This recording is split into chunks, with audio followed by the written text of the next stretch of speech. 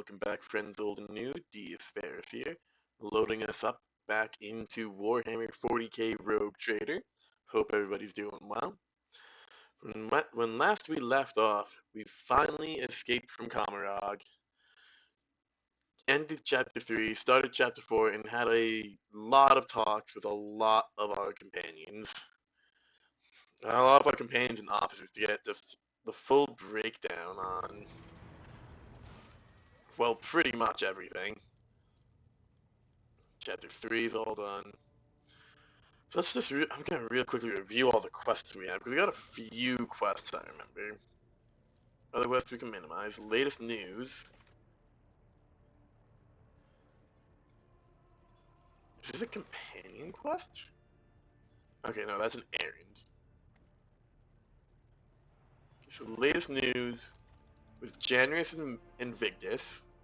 Give us some new updates on the expanse. New ruler, we're technically still working on that. Yeah, it's technically just a continuing quest. Companion quest. Waiting on Nomos, the path we lost. Juliet wants to talk to us. Condemned. We gotta go pick up Solomon. Oh yeah, gotta figure out what's going on with the Versarians, because that house is with Abelard's family.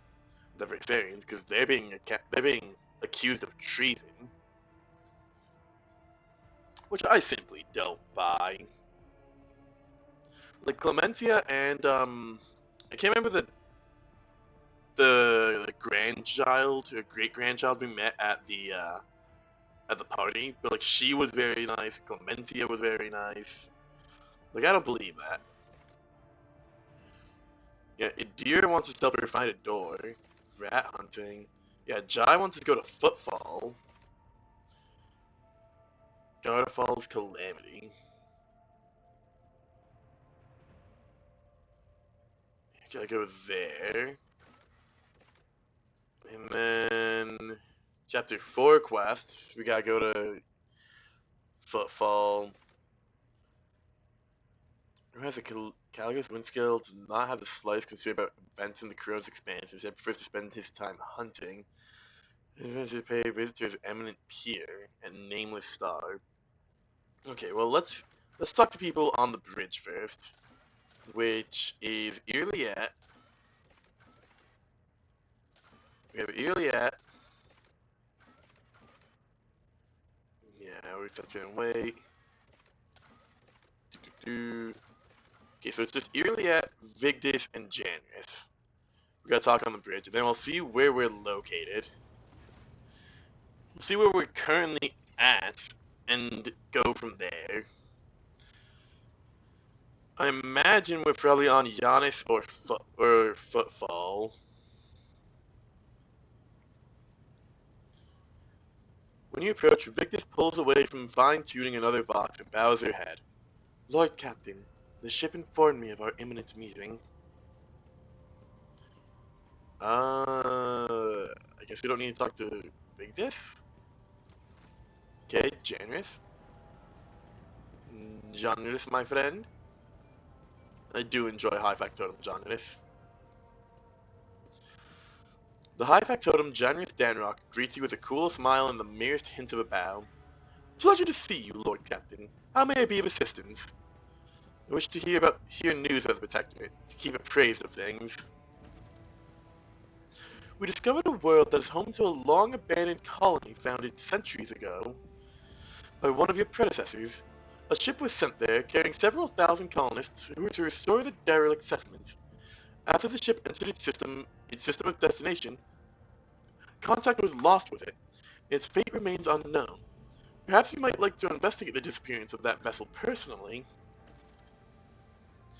In addition to that, your lordship, pirates have presented a serious problem for your domain. For centuries, a group of bandits headed by a ship called the Elusive Contempt has been raiding cargo vessels on their way from the Protectorate's most plentiful extractia.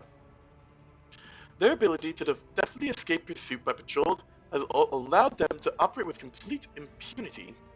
The pirate's flagship has been spotted in a nearby system, your lordship. Your ship, Lord Captain, is sufficiently powerful to finally chase down those brazen scoundrels and bring them to justice.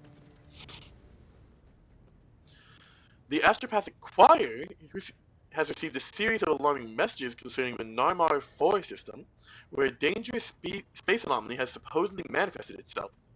Its nature is unknown, but the fabric of space within the system is reported to be curved and unstable.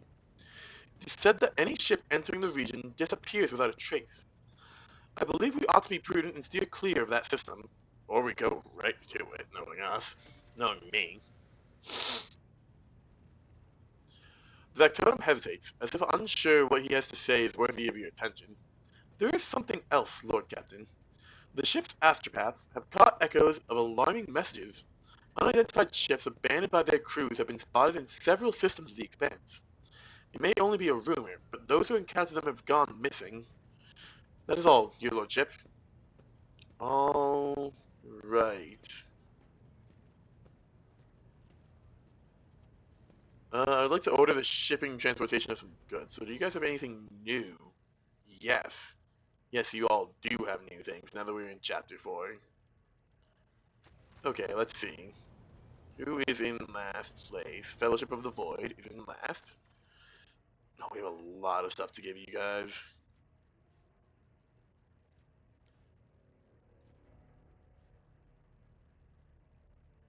Okay, give me a minute here. Oh, excuse me. Gift from Beyond the Grave, Beggar's Weapon. Do, do, do.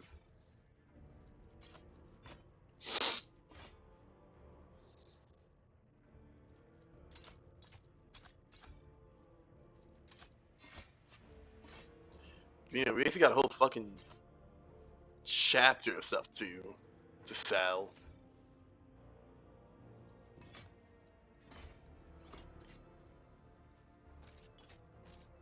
Move everything up as we go.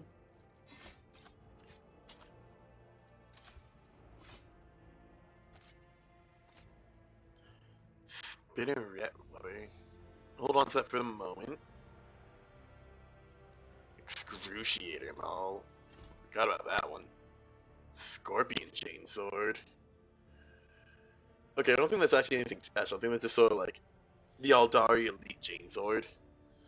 Based on the fact that it doesn't really have any additional, like, things on the bottom of it. Knife, foe hammer, Melta, needle rifle.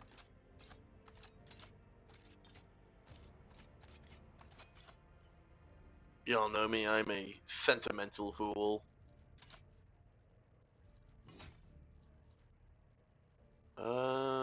Shuriken pistol. Yeah, I think we can get rid of that. Shot splinter rifle, Blade of Bloodthirst, Bloodseeker Glaive. Anything that seems like it has a unique name, I'm pretty much going to keep it. Stardew Bolt Pistol, Stardew's Combat Knife.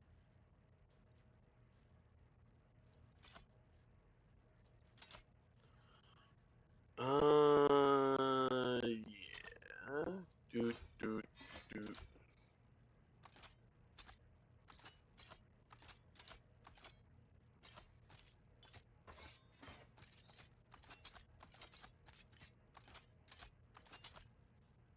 And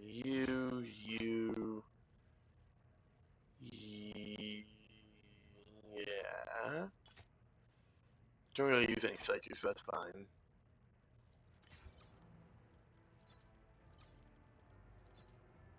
There we go. Beat that down here, which should be a lot faster.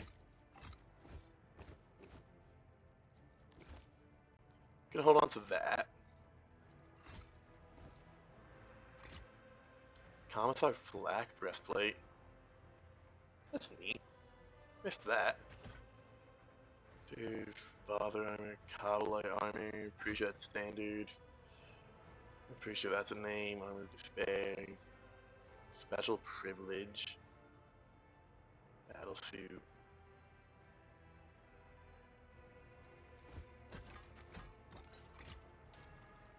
A lot of stuff here.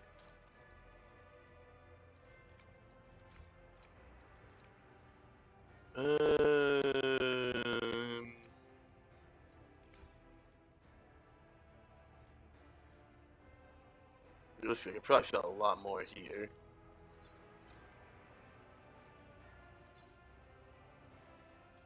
But I just like having grenades and medkits on standby.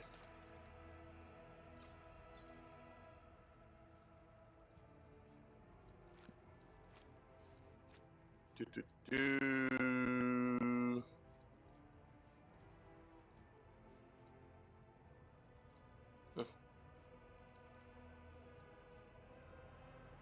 Whatever, I'm not gonna worry too much about that.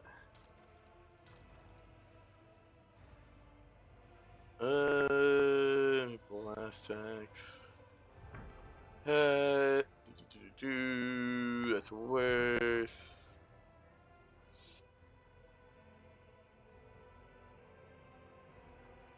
That's interesting, but I don't really need it that much. At least not with how I tend to play. That's a downgrade. Downgrade. Okay, cool.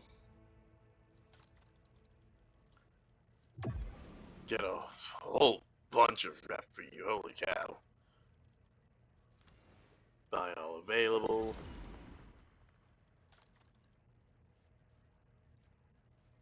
Truth's pattern shotgun. Then let's go through my team. Don't need a two-handed weapon. One-handed melee weapon. Maybe that for Abelard. Yeah, look at that. That's a good jump up for you. Awakened Nightmare. Kind of a downgrade all in all. Bone Shatterer. Oh, so he's got to talk to. Wow. Yeah, we'll swap that over for the aesthetic. Carnage, the Chain Axe, Earthbreaker, Yinolith. I don't think that's particularly better than. Yeah, no, that's not an upgrade for you. Is that an upgrade for you, though? Looks like it. Just MP at the start of infusing 9, infusing 10. 10 multiplied 10 perception. Info, debit. Yeah, that seems to just be an up. Yeah, that's just a straight up upgrade for you. Anti-vehicle revolver.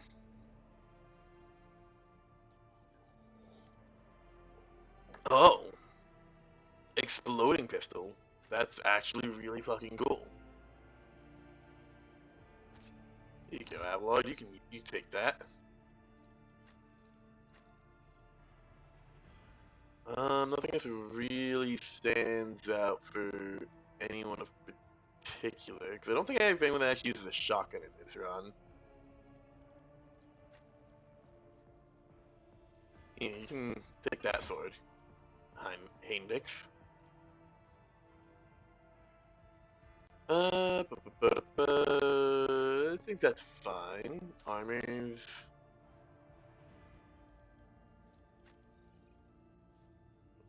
Light armor for the bodysuit. Range axe. Death World. That's alright. Scrap better for you? No. Past. I realized in my other run I should not have gotten rid of Pascal's starting armor. That was actually really good for him. But, well, you learn something new every day.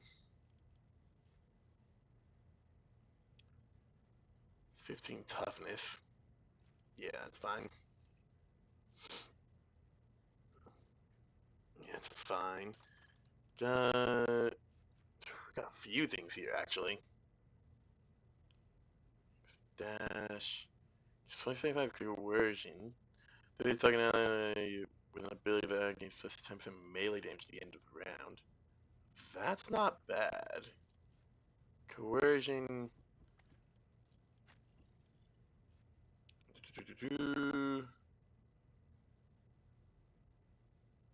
Honestly, yeah. Because that's 10% more melee damage. It's actually pretty good for buffing Abelard and Pascal. If not only do the effective words bring it down really hits, because it hits an enemy with an attack that or targets someone with an ability, the word gains plus 1 fellowship will bound until the end of combat for each different enemy hit or targeted. It's not bad.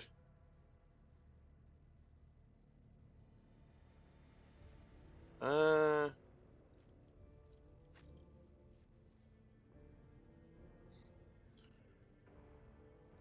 I like the Commissar hat. Not gonna lie though.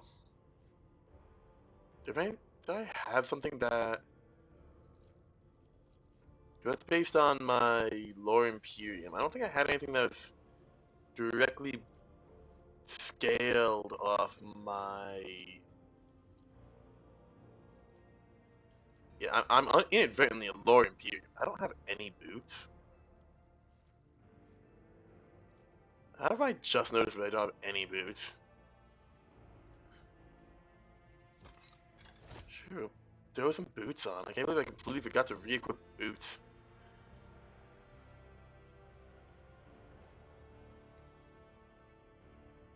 Um,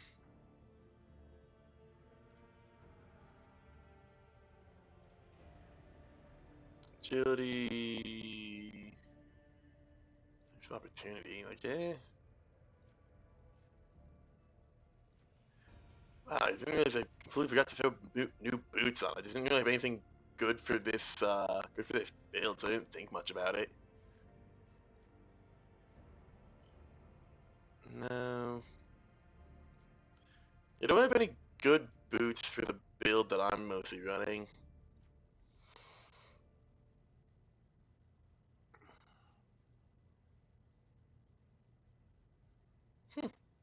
Neat. Whereas bring it down. Fellowship plus 1 willpower. Honestly, probably give this to Cassia. You need gloves. Is anyone else missing anything? Well, you do, obviously. What does she have on her?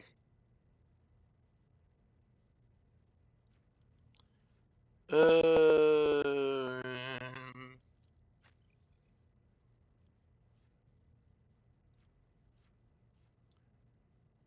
uh,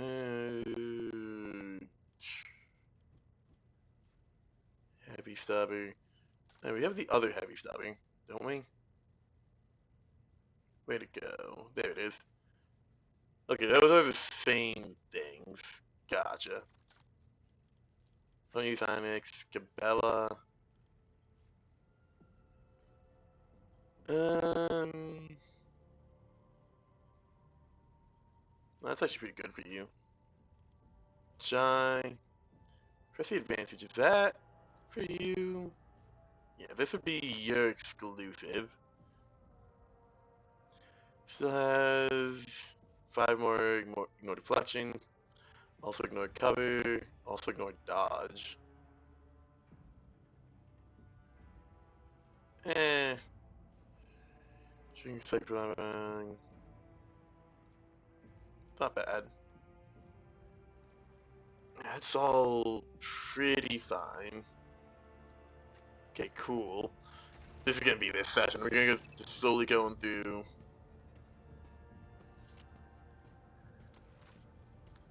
Okay, slowly going through and just dealing with a lot of new loot now. Sell that. We could sell a lot of that stuff, honestly.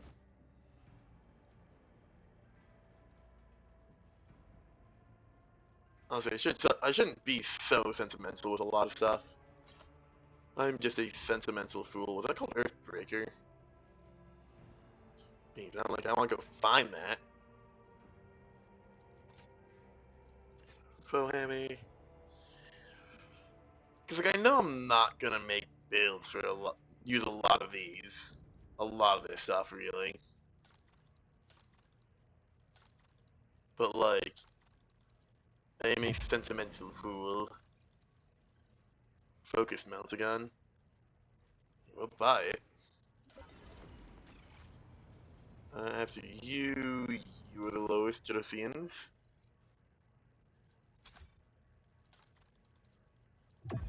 I did actually get a rank from that. Heavy Flamer. Hand of the Righteous. Silent Death. So it's charming the contact maybe get some runes. That's neat. Get to you, it's the Imperial Navy. Which I'm just gonna grab those and not actually raise rank because I can't afford anything past that.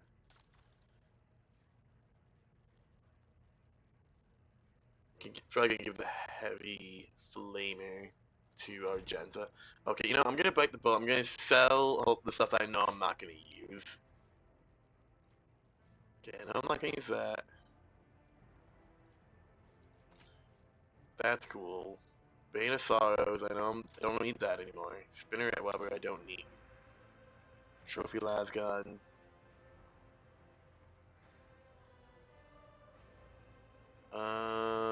It's fine. Don't need a second heavy stubber. Not gonna be making melta builds. That's upscaled for now. Not gonna use that. Yeah, that stuff I know is outscaled. The melee weapons I know are outscaled.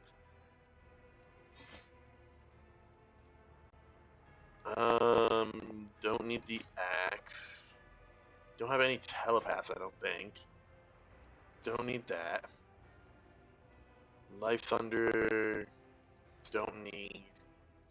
And I know the melee weapons are fine. I'm gonna hold on to this stuff. It's either. Oh, didn't mean to do that. That's fine. I'm probably not gonna use it anyway, so it's fine, really. I know I'm not gonna use all the Drukari stuff or the Aldari stuff because I only have a handful of people who can use those. Let's just have a really high tier shield. I might hold on. I'm gonna hold on to that because I might use this shield. This is the stuff that I don't really want to go through. I know there's a lot.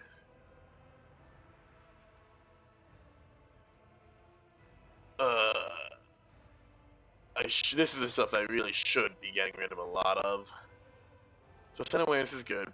I'm not gonna use that. Not gonna use that. Agility and athletics is good. Attack of opportunity, eh. I don't think I have anyone who has Hot on the Trail. Could give that to Argenta. No, I know I'm not gonna use that. 10. Parries and attack momentum increased by 10. That's tempting. I don't think I really need it. It's not bad, but don't really use Cabela that much. No. Oh, I remember that one. I found that recently. I might give that to. I might give that to Argenta. Sell that. I'm never gonna use one tactics area. I don't really use any of my psychers.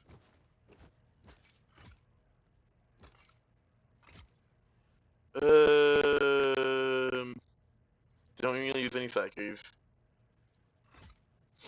I understand psychers now that I've like played through a lot more and I have my personal run. But I got my team comp that I really like here. You know, I'm not leveling up a deer with like 20 levels. That's way too much work. Strength. It's fine.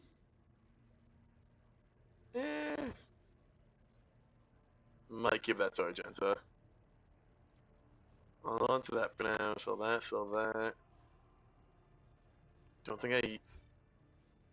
No, I think that's actually for U-Gun. I'm probably not going to use U-Gun, because again, I have the team count that I really like here. I'm not getting rid of Theodore's Rosary. The wielder suffers lore warp divided by 3. Wow. That's brutal. It was my lore warp. I'm dealing 53% more damage with psychic and navigator effects. That can't be right. I'm probably not gonna use that.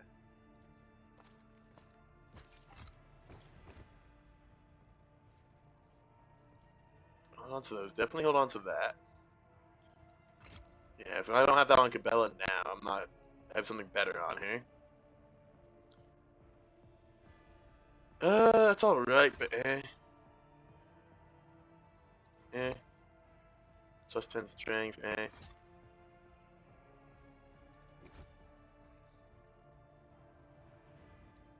No, no, no. Because I don't have those on Earlet. I know I'm not. That means I have something better. It's awareness. Finish the job. I don't think I have anyone who can use those. Finish the job. Straight firestorm. Last volley. Oh, master tactician. Eh. Nah, I have better stuff. Shield swing. That's fine. Entertainment. It's eh.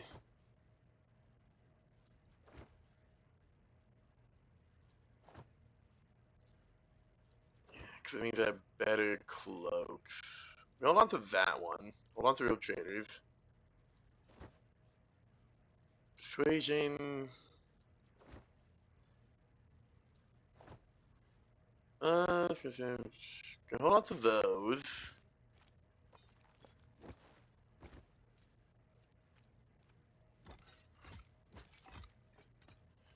Go on to the dogs and compare them with Glyto later, probably. Sell the ravens and the skulls. It does make next turn stacks. Hold on to that for our Space Wolf companion.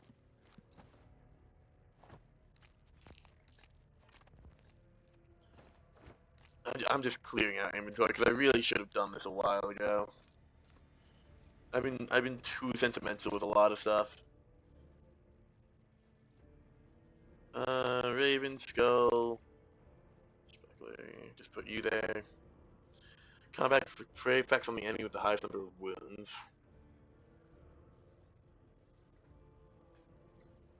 Maybe. Not using that. Let's be real. Gonna hold on to that just to see. To that.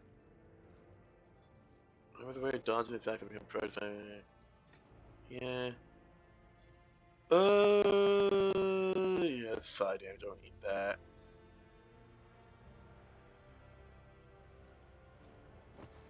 Do, do, do, do, do, do, do, do, do. That? No, that's Eagle. Never mind.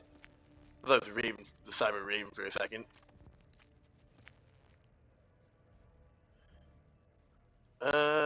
Do. No, hold on to that. Do.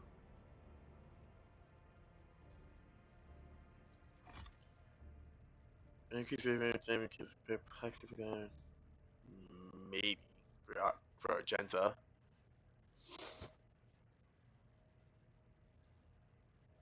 Hold on to that. That I'm holding on to.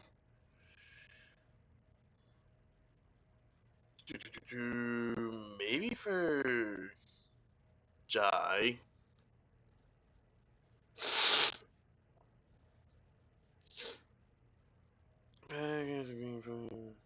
Maybe. Eh. You can give not just allies. That's alright. Don't use any psychics.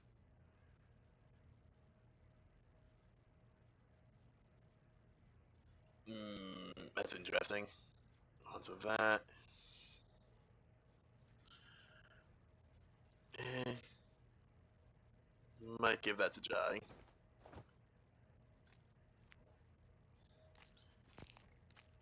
Move everything up. Make it all nice and neat. That cleared out a lot, actually.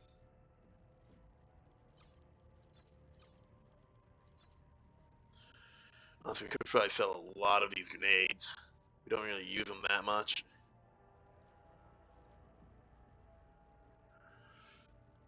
No, that's fine. It's like tradable, trade all that. Get all this new stuff. Which is Dark Providence and Soul Pattern Shotgun. So we can get rid of the shotgun.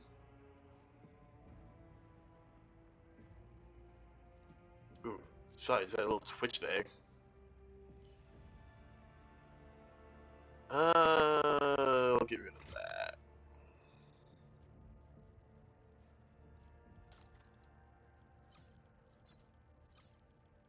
Who's the oldest? We got you.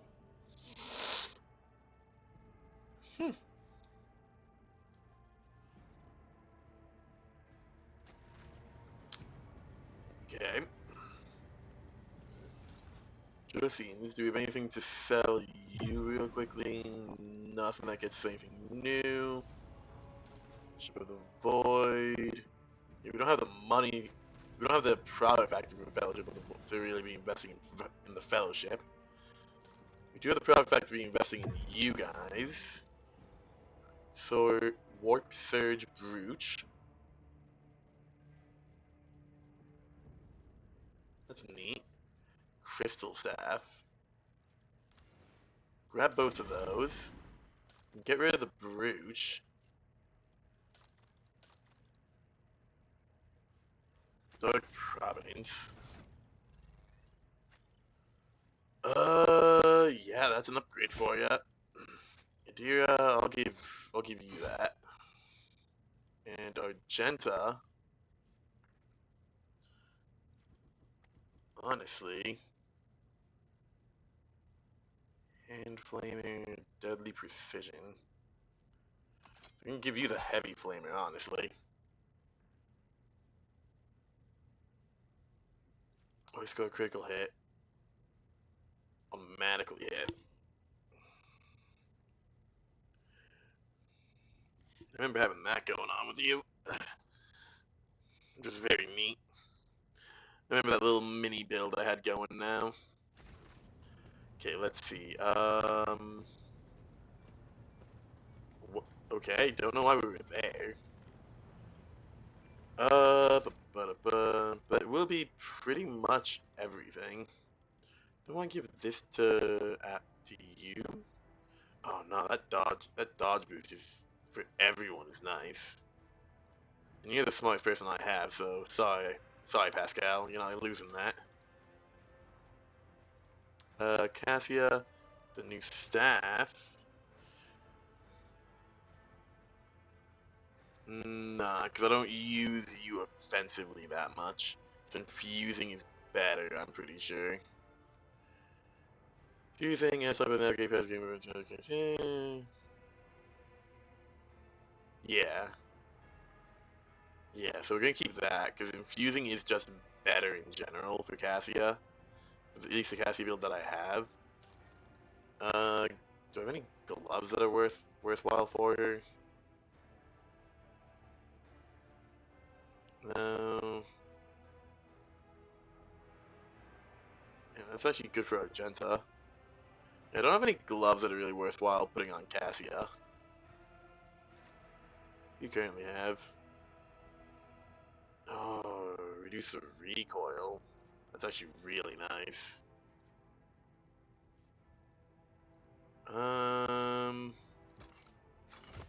Take that actually. Leading. Yeah, alright, that's fine. Okay, where's Irliet? No, it's Cabela. There you are. The Dark Sister First 40 released minutes of us stream is from just me its doing thorny inventory embrace. management. The wounds of the body will heal. But what about the wounds of the soul? Cruderrock fell, and its demise... I forgot to load the volume. That's why it's been so quiet. Dude, there we go. Save. shattered the fragile There we lives go. of countless children of Osirian. Scattered across this part of the galaxy, hounded by the monkey, pursued by the Dark Cousins, imprisoned by the servants of She Who Thirsts. Yeah, that was not a great field trip, huh? Hatred is strangling me like a snake, and fear is coursing through my body like a burning poison. For the path I chose is leading me down the roads of failure. I can neither hold back my grief, nor rein in my anger. And yet, I am powerless to stray from my path.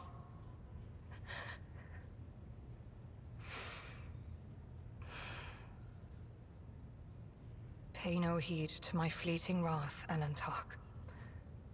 When the will slips away, the soul trembles with rampant emotions. But I will resign my heart to meekness, for there is no other way a marked outcast can help their fellow Eldari wandering in the dark. Iliet stifles a brief sob and casts a grief-stricken glance at you, and then her face turns implacable once again.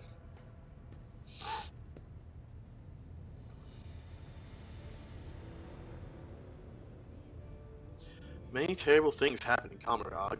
Are you alright? I found myself in the Dark City after following the twisted roads of truth and lies. And although the truth blossomed like an ugly bud and scratched my soul with its thorns, I did find the answers to my questions. Those who come back from the dark of the webway will never be the same. But it is we who change while the surrounding world remains imminent. This thought gives me strength. Gruderok suffered an unenviable fate. I'm sorry your world is lost. I have no need for your sympathy, Alantark. Besides, neither Monkey nor my dark kin found the decaying remnants of Cruderok. Perhaps all is not lost. Perhaps we may yet bring back what has been taken. Iliet's gaze dimly wanders the bridge, where the corners of her lips twitch traitorously upwards and her features soften. What will happen to the seer now? As soon as Eklendil gathers his strength, he will depart the Lilithon through the Webway Gate. Do not ask where his path takes him. He follows the road of his own destiny. It is as it should be. So where does the path of the outcast lead you now? On the trail of a monkey called Caligos Winterscale. Even a worm may harm a wounded tiger by bringing infection into an open wound. And the wounds of my people have been bleeding ever since Cruderok's demise. The spirits of my kin need a poultice, a hope, not the executioner's sword already poised to fall. I'd like to ask some other questions. You may try.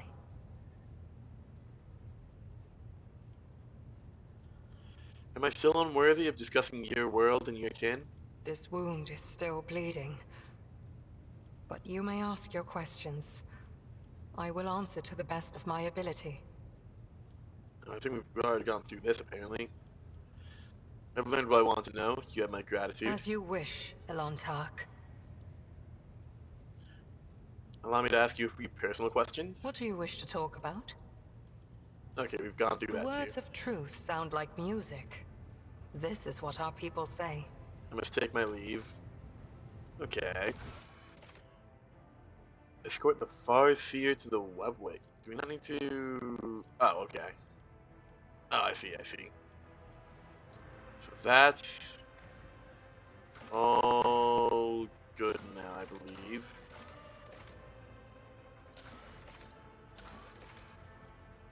Alright, so yeah, we're just gonna... I guess we're just gonna go see what we are closest to.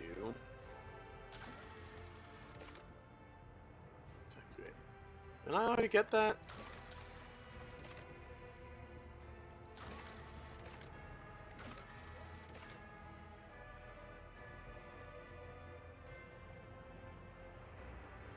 King Killer. Third space of Matthew Brown. Huh. That just assumes the mantle.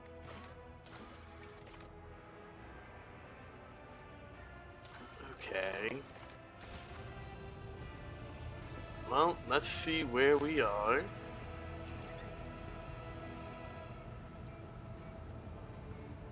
Wonder...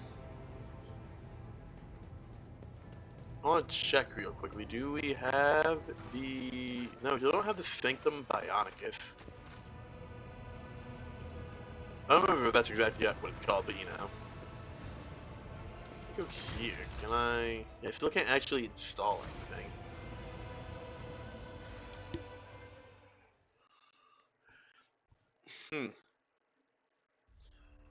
I wonder if I'll actually get to do that in this run. Okay, yeah, we are on Giannis.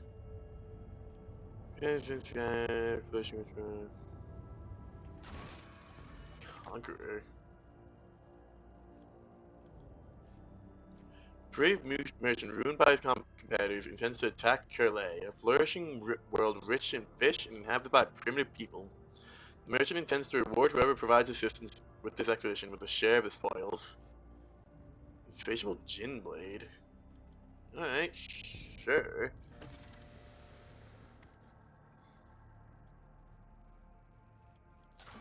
Oh goodness, this is a lot of... Where did these Okay. Have a lot of contracts suddenly, that's fine. This is what we have all these resources for. Star Devourer. A gargantuan exploratory mass transport is returning from a long expedition.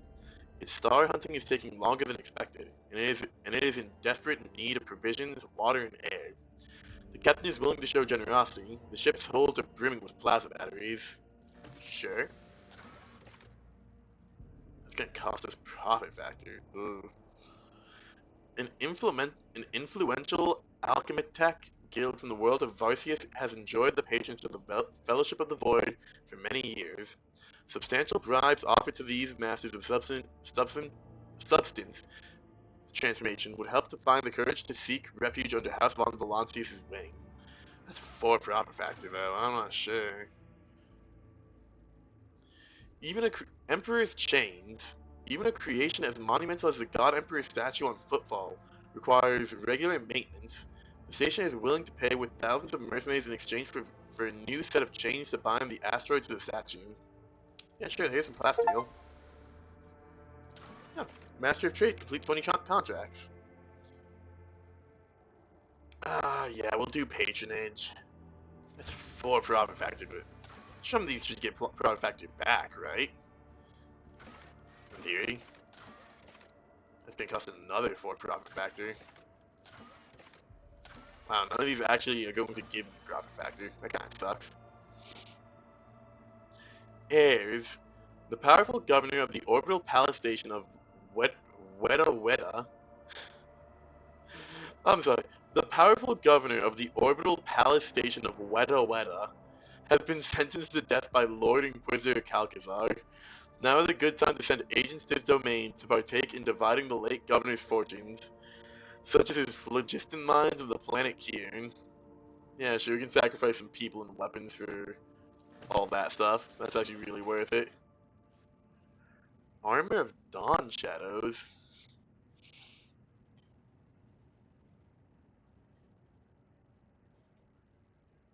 Huh, that's actually really neat. Pyramids of Death. A gang of daredevils is looking for a sponsor for their suicidal foray into the jungles of the world Paranthos and the ancient Xenos pyramid located there. Should any of them survive and return with spoils, it'll be well worth the investment. Sure. Mech Sages. The Imperial Navy has tried to conscript the Fellowship of Mech Sages on Larkin, renowned creators of airborne machines by force. The brave technomats have decided to fight back, and now they require armor for their flying constructs. You can spend some adamantine for mechanisms and weapons. Disreputable dealer. A once fearsome pirate known as Void Shark Lopheim has decided to leave his old craft behind and try his hand at the calmer, more refined cold trade. He's willing to purchase his first shipment of forbidden goods by trading in weapons from his infamous raider. We don't really need that many basic weapons, but sure, dude. Rebels. A group of rebels from the Void City Hephaestus 9 is looking for someone who could supply them with deadly chemicals to perpetrate an attack against the station's satrap.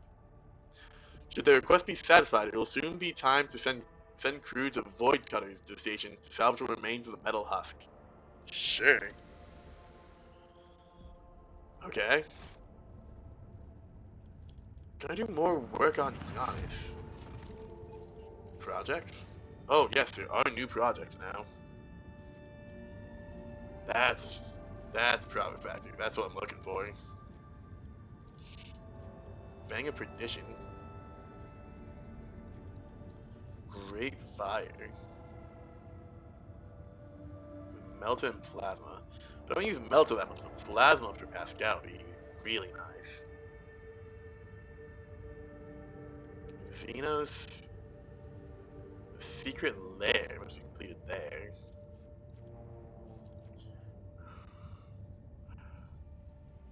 And you guys need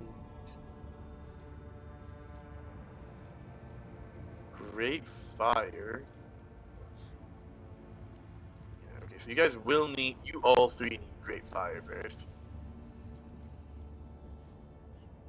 10 Lord Xenos and 10 Lord and plus Lord Xenos divided by 5% dodge reduction against Xenos. Oh, that's neat. Okay, let's get Secret Lair. Actually, yeah, let's get Secret Lair. Plus 1 efficiency. So then I guess Xenos and Toxicants will give us a lot more profit factor. Or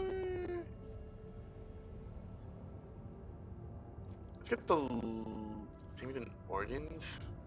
Chance of Stagnation. Ooh, that's actually pretty good. That's not even reading the full thing. Agility resistance tests to become slowed. Let's get Payment and Organs going. We can execute multiple? Secret Lair? Can I just keep executing these? Xenos Intoxicants? Yeah, we'll execute that. 10 profit factor gain. Wait, what? That's doubled. I mean, I'll take it. No, just because I haven't actually read these. Let's see real quickly. Payment and Organs. The large increase in tithes may be supplemented by a decree that addresses the current shortfalls in other ways. Secret Lair. A new secret lodge of Xeno specialists will decipher the written records left by the ancient Xenos that once inhabited Giannis. I'm surprised these are just instantly being finished. But, like, I'll take it. Xenos Intoxicants. A curious, intoxicating substance has been discovered in Xenos ruins. Clandestine Magos alchemies workshops will refine and distill the substance, transforming it into pure euphoria that will delight the weary souls of aristocrats who long for new diversions. Okay. Death Cult of the Reaper Emperor. The decree requires that all redundant members of the community give themselves to the land, allowing themselves to become a nourishing compost on which the sprouts of the future prosperity will burgeon. Yeah. The Lost. The Expanse is burning, testing the mettle of its void pirates. They're ready to pay an exotic xenobeast for such things, simple things like air and provisions. It's giving me double profit factor for some reason. That's interesting. Promethium and weapons. Territory for new agri-complexes can be gained in only one way. The way of fire. I mean, yeah, I guess.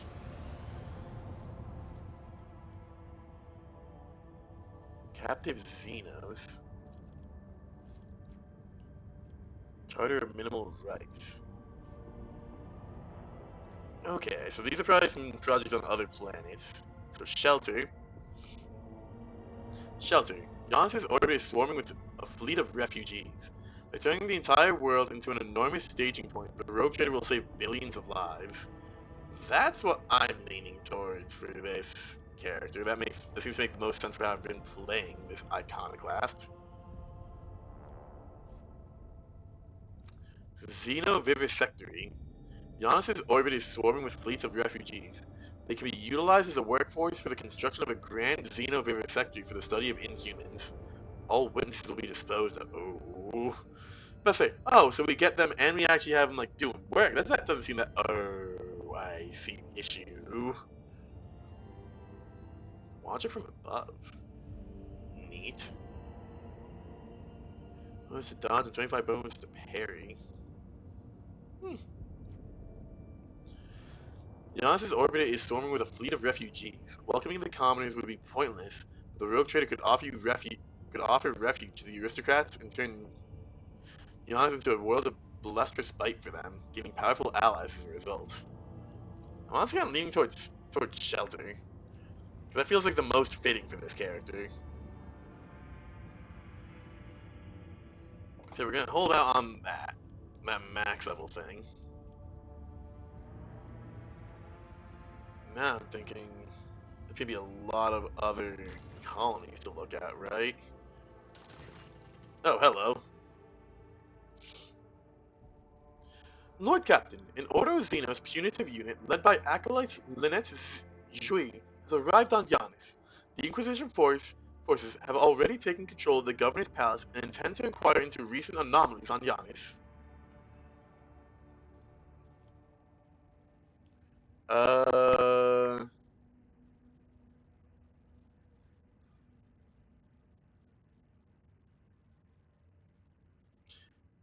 Hey next, why was I not notified of their arrival in advance? I'm surprised they've informed us of their arrival at all. It demonstrates a semblance of trust. Huh. Well, thank you, my officers and advisors. Cooperating with the Inquisition would do us more good than trying to hide the current misfortunes of the colony. I can send them a message to keep us informed about the interrogation, as a favor. If only we could throw them a bone and let them find the evidence they want, one that we can get by without. The rest could be concealed away from their inquisitive eyes. Like a sand lizard shedding its tail, sometimes one must cede the battle to win the war. If someone were to walk around my domain so brazenly, they would certainly regret it. Lay open the trap, lace it with poison, put down the baits, and wait for the enemy to end their own worthless lives. How much does the Inquisition sniff out?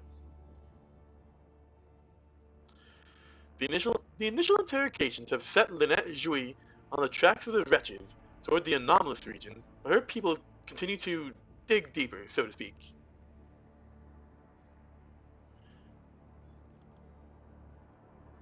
Let the Inquisition do their job. Ooh, that's neat. Hexagrammic grave. Cool. To serve Giannis and the Von Valancius dynasty. After Lady Jouy had set up her headquarters at the governor's palace, she began to investigate the situation on Giannis. All those feeling guilt for their crimes before the Emperor could only stay silent and pray. During her investigation, Lady Jouy was able to establish that the genetic changes in the wretches' bodies were caused by mysterious substances secreted into the water by Xeno obelisks. These substances did not contaminate the water until recently, as shown by the analysis of the Major biologists. The same Xeno obelisks appear to be linked to a chain of energy communications, also serving as sources of unknown radiation that seem to have caused the outbreak of contaminated growth in the currently uncontrolled sector of the planet. This also seems to be causing the appearance of many of the mysterious phantoms. According to Lady Jui's theory, there may be some sort of ancient mechanical construction on Giannis that has awakened from its slumber. It is possible that the anomalies occurring on the planet are merely the side effect of the blasphemous machine trying to start itself. Payments in Oregon, okay. That's that. So Foulstone, you got a lot of stuff here too. Oh goodness gracious.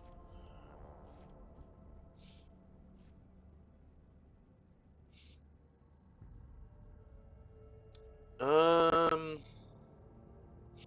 wow. Whenever they perform a heroic act or desperate measure, they regain all wounds to gain 2 AP that turn. That's really good. Like that's what it like that's just gonna make pulling those moves so much more like satisfying with those respective characters. False Wonders. By showing illusions to the masses, it is possible to gain a lot of attention and attract pilgrims. Well, it doesn't. Yeah, sure, alright. Doesn't cost me anything. Missionaries.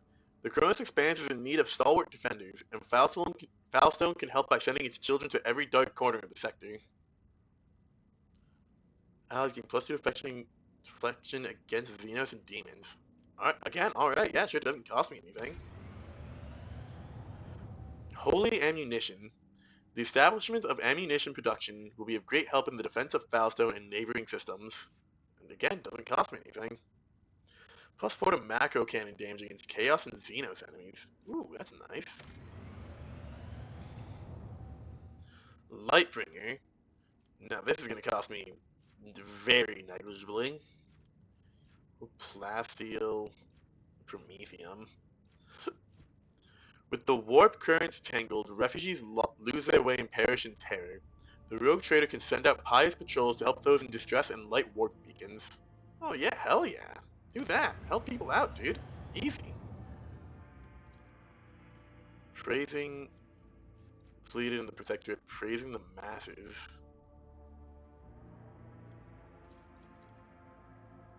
Praising the muses. Misread that.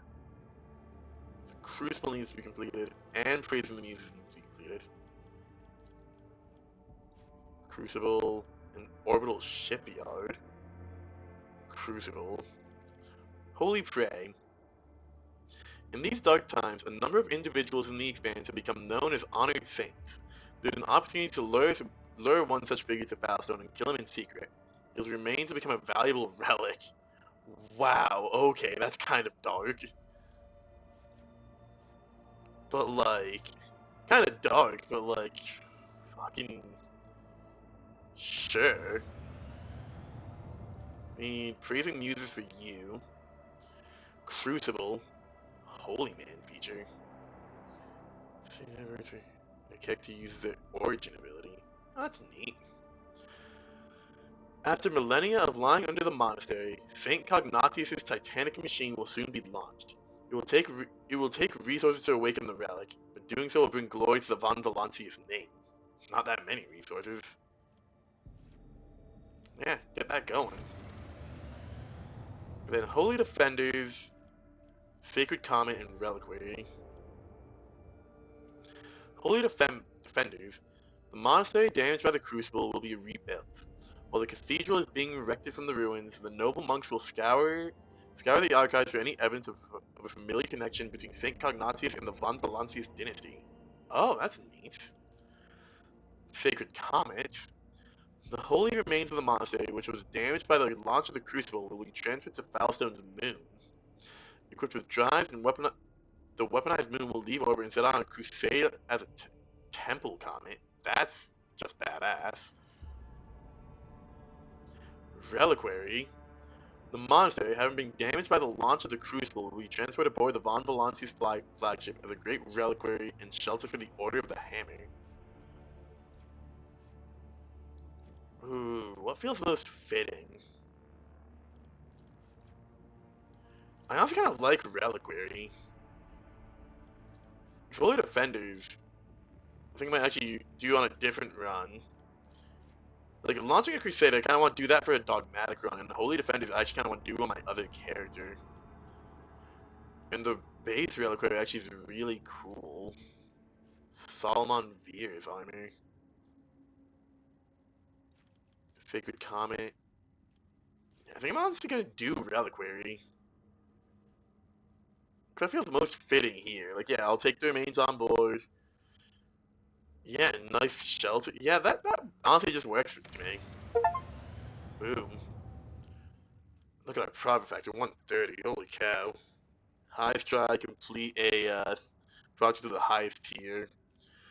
We just gotta get praising muses somewhere for gracious priests. Dargonis. Oh, goodness gracious. Just praising muses. Giannis. Yeah, Pleasure World, Captive Xenos, and Charter of Minimal Rights. I'm aiming for shelter on Giannis. Dargonis. Holy Prophet. Oops.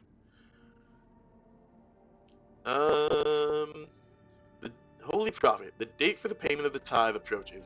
However, by making use of the corrupt practices of the Administratum, one can find a way to keep both the Psychers and the Thrones. I have Joyous? Constantine for each rank of Dogmatic. Huh. Neat. Praising Muses. The patronage of architects and other artists will allow the creation of amazing and monumental works marked with the Rogue Trader's likeness. To be remembered in prayer. Oh, that's actually pretty neat. 6 plasteel, 4 adamantine. Yeah, we got both of those plenty. The Adeptus Administratum's vanity may be indulged through the construction of a floating palace filled with helpful serfs and exquisite pleasures. Mollified by the bribe, the scribes will be especially attentive to the rogue trader's wishes.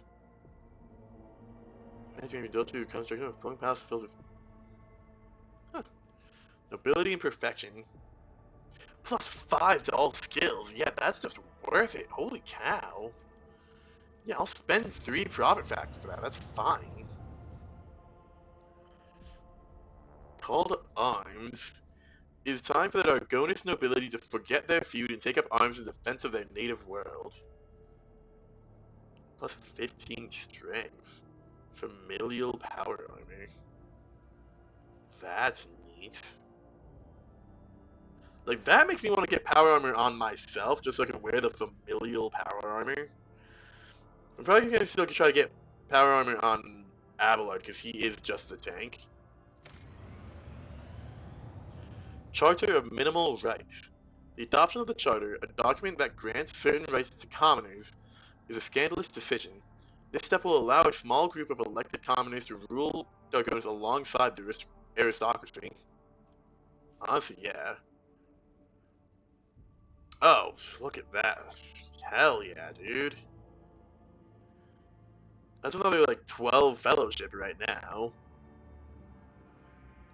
That's huge, actually. And that also just makes sense. Like, give the people the voice. That's very much the character I'm running right now. Militia Navy. The great freedom accorded by the Imperial Navy will allow the mustering of an impressive independent squadron, not classified as pirates. Rogue needs some of the best munitions supplied for the defense of the Expanse. +2 plating to all sectors. Yeah, it's actually pretty neat. Yeah, let's go. I feel like I shouldn't... I don't like that just letting me do all these right away, instead of, like, making me wait previously, but, like, I'm just gonna take it, I guess. I feel like this must be, like, a little bit of a bug. That's not like, giving me, like, a wait time for this. But, whatever. By declaring Dargonis the defense center of the Cronus Expanse, the rogue trader will be able to requisition foreign vessels and collect additional resources from the population. Yeah, alright. So, Scola Progenium, a new entry in the annals of Dargonis, the fate of millions of orphans whose parents fell in the fire that gripped the Expanse. Okay.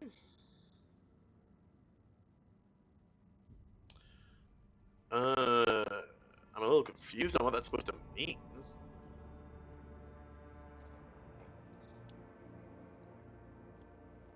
It's just like adding like books to the library? Since Stargonis is an educated world, it is the right place to establish a secret librarium where scholars of the arcane will be free to share their knowledge and delve into the forbidden. Oh, interesting. Attacks any target in a 5-cell radius around them with a ranged weapon. This attack deals 50% more damage. That's alright. Society of Cartographers. The bravest captains will unite under the Rogue Trader's aegis. Upon being offered invaluable charts and other assistance with their expedition, the Voidfarers will pay the favor with goodwill and trophies. Huh. Okay, upon offering invaluable charts and other assistance to the expedition. That seems like subtly heretical, so I'm not gonna do that. I think I'll do the Scola Progenium. I think I'll save for the Scola Progenium. Oh, hello, Falstone. Lord Captain, the Crucible's great sculpting is underway. Falstone is being transformed right before our eyes into a fertile world with lush groves and clean water. However, there is evidence that the Crucible has also created humans. From the mouth of the relic came several thousand people who, speaking an archaic form of Low Gothic, demand to be given orders. They cultivate land, build houses and production facilities with obedience and, in general, have a remarkable range of skills and knowledge. However, it seems that these people completely lack their own free will, and for this the monks have named them Touched.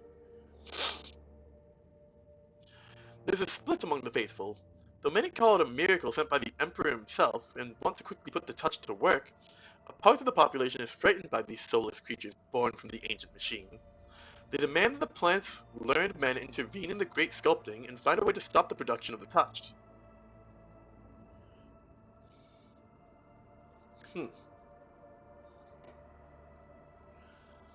How dangerous are these touched? They do not appear to pose a threat. The autopsy of several specimens has shown that they are physiologically identical to ordinary humans. No traces of corruption or xeno influence are found either. However, their obedience is a double-edged sword. They obey any orders without knowing or caring who gives them, and thus nothing prevents a cunning intruder from bending them to their will, creating an army of obedient slaves or spies at their disposal.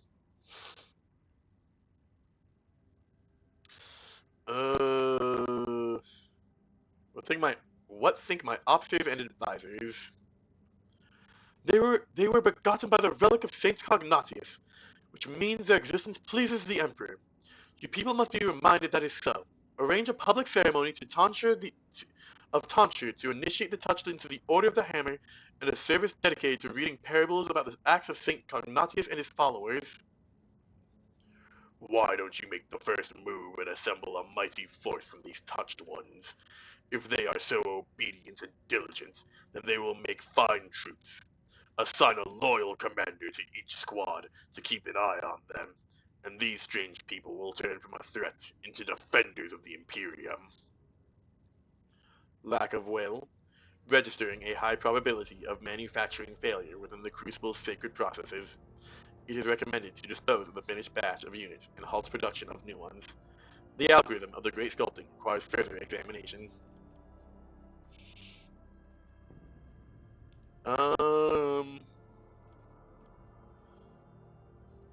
No, I'm gonna go with Pascal. I kind of want to play it safe and sorry. Pascal, you have my permission to study the Crucible's algorithms, dispose of the touched. The knowledge will be extracted by any means necessary.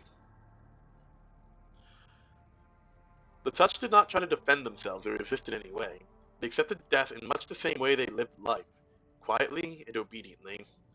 The unrest among the citizens has simmered down, and the great sculpting continues as before. The development of fertile land has noticeably slowed without the touched. The tech priest's investigation uncovered a number of defects in the operation of the birthing vats within the Crucible. It was these defects that caused such strange obedience within the touched. The proposition of making improvements to a sacred relic filled the tech priest with the most profound dread. and thus Falstone was left without his taciturn workers. However, the priceless knowledge extracted by the servants of the Omnisire was a great reward in and of itself. Oh, hello.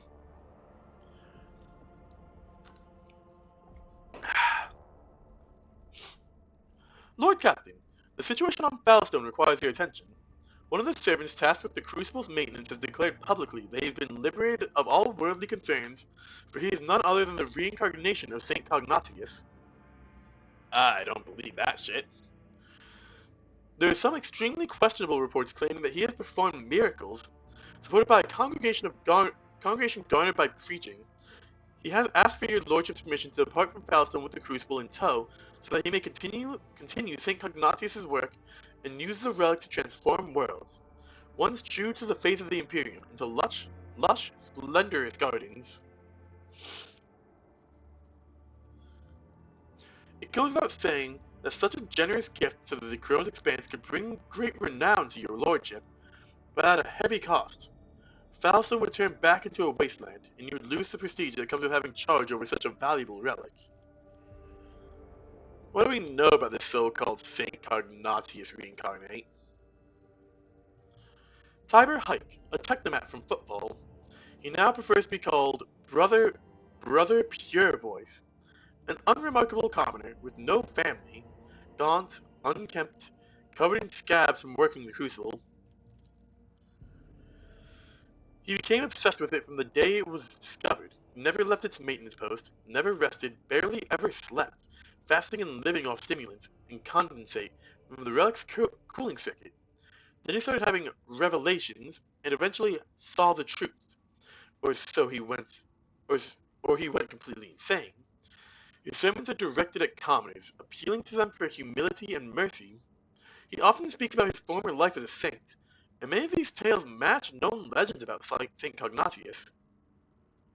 No anarchical pronunciations or radical deviations from the creed have been found in his words, yet.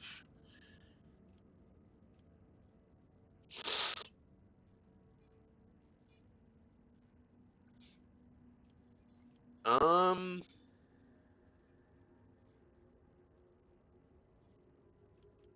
I wish to hear the opinions of my advisor. I like hearing the opinions of my advisors. They usually have interesting dialogue.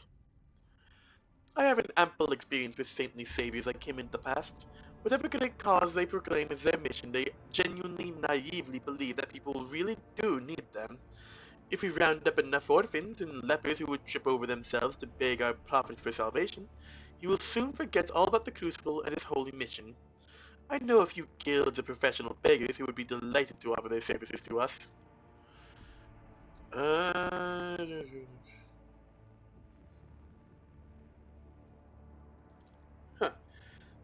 False prophets in the streets are a common occurrence.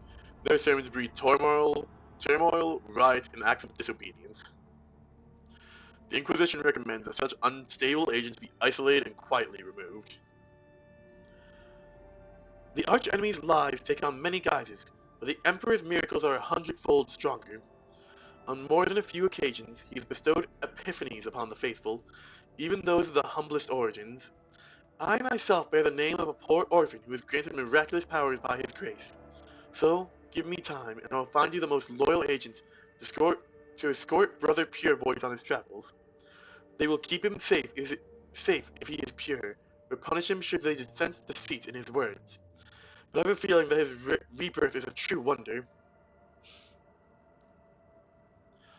The Undying One does not release the souls that have come to him. This man is either lying or misguided. An experienced spinner will help him see the truth, or repent of the deception.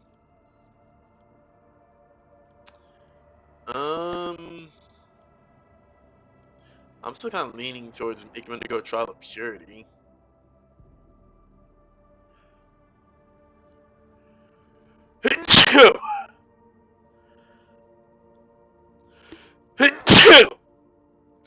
Because just sort of, knowing a lot of scriptures and stuff doesn't necessarily mean you're a reincarnation of the saint. It just means you did your homework,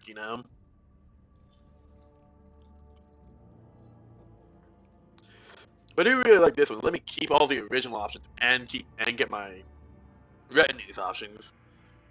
Which is something I always kind of dislike. That I always kind of just let it be once you ask your retinue for help, you usually only have your retinue options, or maybe one of the old ones. But in this case, yeah, make him undergo the trial of purity. Let him die trying to prove his holiness. At least so he can stop. Actually, that seems kind of harsh. And then I'm actually reading that fully.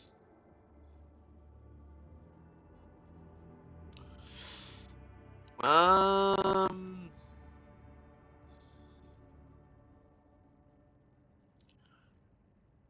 just kind of like Chives now that I'm thinking about it.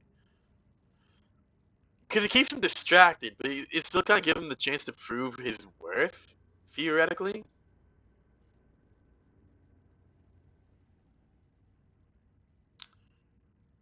I don't want to give him the Crucible just yet. I'm not trusting him with that. Yeah. Jai, see to it that a delegation of doleful wretches keeps our Saint Cognatius distracted. Gladly, Shadeen. Manipulating blessed simpletons is the easiest thing in the world. There's nothing they crave more than to feel needed. The pure voiced prophet was mobbed by an entourage of professional beggars and cripples. Upon seeing how many people need him on Falstone, the saint reincarnate gave up his ambitions of spreading the faith to new worlds. He vowed not to leave the planet for as long as there remained even a single soul in need of his help. He only left Falstone once, to bless the Lord Captain's ship and counsel him to carry on St. Cognatius' holy cause. I'm actually super happy with that.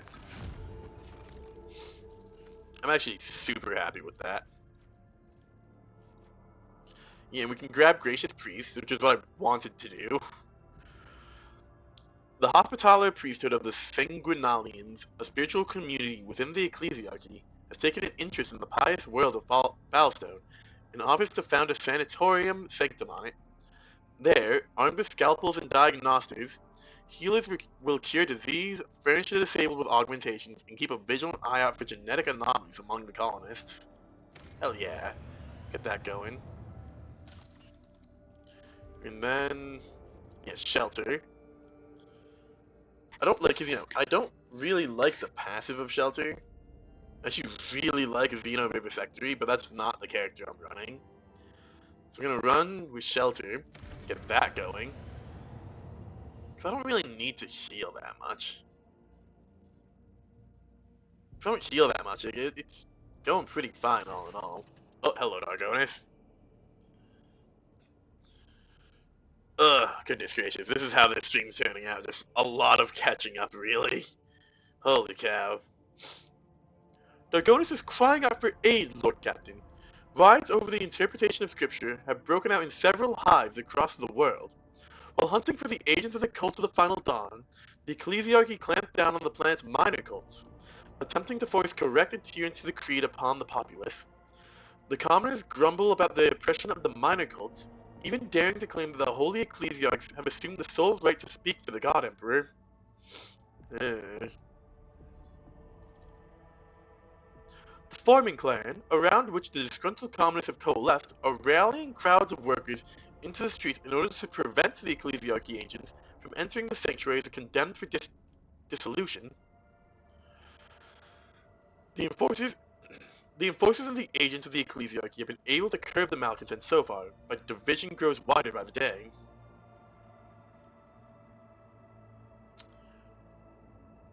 Why are the foremen involved in this as well? A great question, Lord Captain. This group does come up in the report from the capital world rather often. I can assume that this is due to the fact that their now ruined home, Scipione, they used to have a prevalent more... Hold on, let me try that again. I can assume that this is due to the fact that their now ruined home, Scipione, they used to have a prevalent, more simplistic form of revering the Emperor. The preachers there used to teach the Scipiones the importance of hard work and the labor collective's familial unity, but seldom the importance of order and hierarchy. They offered their congregation a form of faith that was as simple, cheap, convenient, and functional as their work clothes, and now they seem to think that the tech priests who wallow in luxury want to take this away from them. Is there any reason to believe that the disturbances are inspired by heretics? Thankfully, no, your lordship. The rabble-rousers zealously oppose heresy, fill the ranks of the planetary guard with new recruits, regularly outperform quotas, and attend a prayer service. The forming clan has been actively involved in uncovering the underground devotees of the ruinous powers and has discovered two large, successfully operating cells. Our agents are quite confident that the likelihood of them harboring agents of the Cult of the Final Dawn is far lower than other segments of the population. Um, I mean, I definitely am leaning towards 5, but what does my entourage have to say? Small deviances in the creed beget large ones, and large ones beget heresy. Our faith is founded upon absolute trust in those above us, and if these people's beliefs push them towards dissent, then those beliefs have been wicked from the very beginning. That does not necessarily make the preachers themselves wicked, perhaps simply misguided. We could pass them into the ecclesiarchy's care for re-education, so that they may see the truth. It would also guarantee their flock's obedience. Shireen, perhaps you should stop allowing the fat cardinals and their servants to do whatever they want to your people. Rein them in! Faith in the Exalted One is not contained within ranks and titles, but within the hearts and the hands of the common people. And even this can take many forms as well. Let those who shoulder the welfare of Dargonis at least choose in which manner they pray to him. Take the minor cults under your protection. Those who wish to worship him in their own way must prove their right to do so. The only help that would be proper in this situation is to provide instruction. Send one of the spinners to show how they can defend themselves. They will either take up arms and protect their faith, or bow down. Um...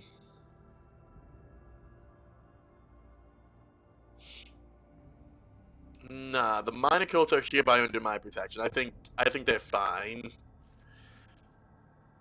Your mercy will go down in the annals of Dargona, Shireen. It's always 2 hours, 24 minutes. Why?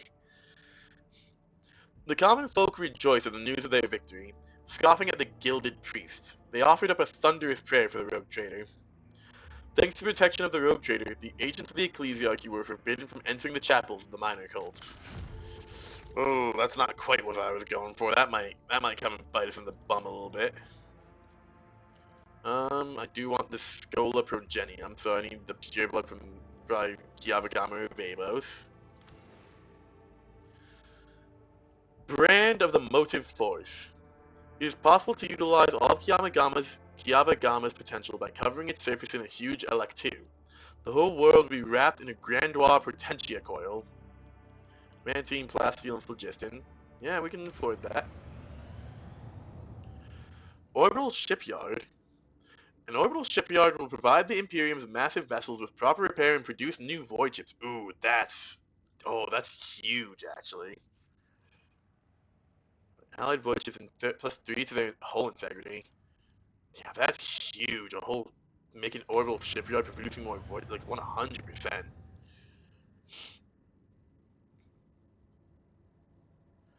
Retrofitted mining equipment may be of the finest tools of killing. Retrofitted mining equipment may be of interest to the Power to the Expanse. It does not take a brilliant mind to turn a mining laser into a weapon.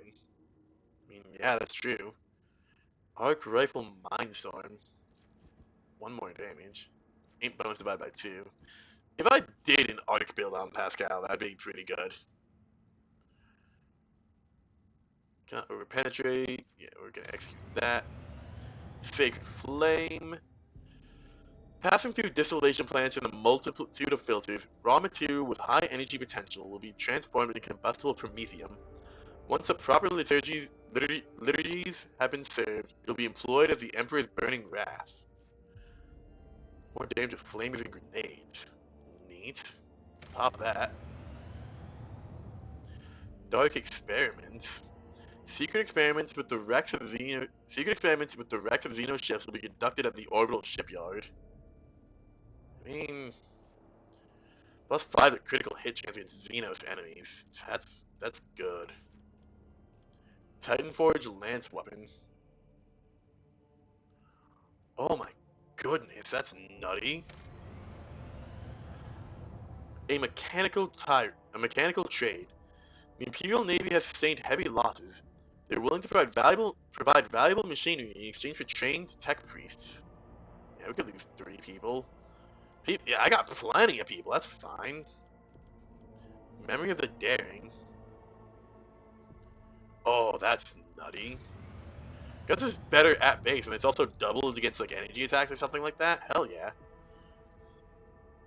Sacrilege of Creation. The heresy of creativity may bear practical fruit.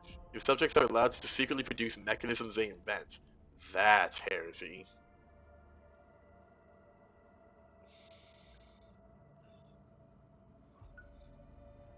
That's turbo heresy. Do I do that, though, is the question. Like, that's the first time I'm actually saying, like, that's like so out there. Like, I don't think I can just kind of like let that slide. That's actually like super heresy. Archive of the Expanse. Yamagama will become the main data repository of the Expanse. Thousands of scribes register cargo, and the lenses of watchful cogitators process myriads of documents. I have the Omnisaya. Ooh, that's neat. You know, definitely gonna pop that. Oh, we're actually low on plasteel. Holy cow. Didn't think that was gonna happen. We're so low on plasteel. I'm not gonna touch that for now.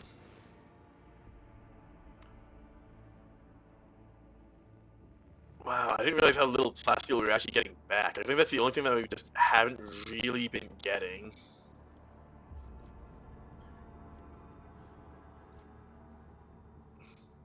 Pure blood. The rogue trader may grant the convicts the right to buy, with their labor, the freedom of their children born in captivity. Yeah, I'm getting that one immediately. Earthbreaker. The blessed hydraulic installation of the Adeptus Mechanicus will crush the greedy bowels of the earth, freeing the priceless materials within that the Imperium so desperately needs. Witch's last cry. Combat Sim Serpentin.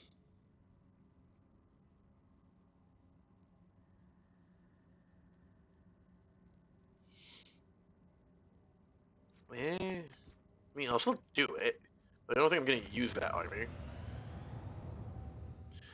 Extractium ignifera. Transuranium's value is such that its open pit mining will be worth the thousands of lives lost to radiation exposure.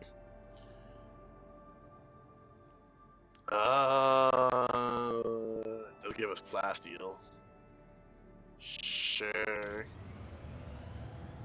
Captive imminent torment. Holy cow. That's probably gonna go. That's most likely gonna go to Modify. It's gonna cost us. Oh no, that's gonna cost us 3 profit factor of our 185. I don't know why I'm getting double profit factor from doing these. Also, by the way, like, I'm actually really confused by that. Acquiring captives from the enemies of humanity for use in forced labor is a possible way to replenish the workforce. I mean, yeah, makes sense. Purification by death. Oh, 6 plasteel.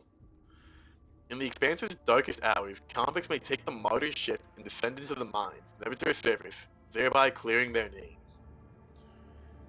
I mean, yeah, I don't see a problem with that, actually. They can, like, that, from what I can tell, it is their choice to do that if they want. So yeah, let's go with that. Craven's Bane. Two-handed chainsword. Single-handedly put down mutiny staged by the cowardly officer of the Void Triumpher. Wow. Big sword. Navy Whips. The disciplinary officers of the Imperial Navy will make for wonderful wardens of Vavo 6. I mean, yeah, that's not wrong, honestly. Penal Battalion. An entire planetary regiment of Martyr Guardsmen, a gift from the rogue trader to the Chronos Expanse in its darkest hour. Ooh, plus 10% critical hit chance with macro weapons. Yeah, honestly, yeah, 100%. Raider Base. Vabo 6 is a quiet haven. The rogue trader permits pirate squadrons to use it as a safe staging ground for their raids. He will become known as the Pirate King of the Expanse. Wow, that's... I don't think I want to be known as the Pirate King on this run. Palaces for the Outcasts. Vabo 6 is the far reach of the Expanse. Many influential people seeking refuge from the law and faith would pay well if they were to turn this world into a suitable sanctuary. Ooh, that's not bad. Honestly, maybe. Influential people, though. Repentance of the Lost.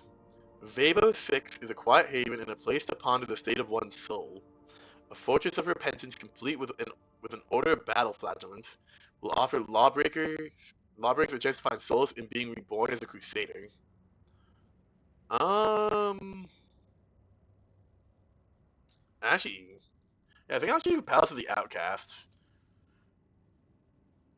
Because this I actually want to do on a dogmatic run.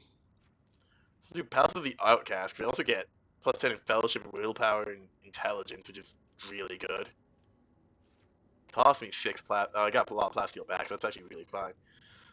Palace of the Outcasts. Let's hop back over to Kiabagama. Hello. Lord Captain, there's been an act of sabotage on Kiabagama. The cult of the Vinyl Dawn has invaded the planet, cultivated a pack of schismaticals in the bowels of the Manufactorums, and set them upon us. The attack was so sudden that we almost lost all the workshops, but we had help. Some entities, already being called data angels, have invaded the cogitational network, seized the cogitators and servitors, and used them to repel the first onslaught of the schismaticals. Now there's a fierce struggle taking place all over the planet. The new sphere of the world is boiling.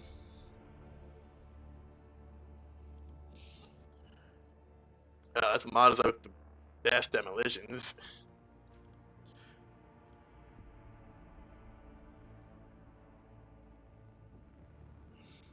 How did the cultists infiltrate my world?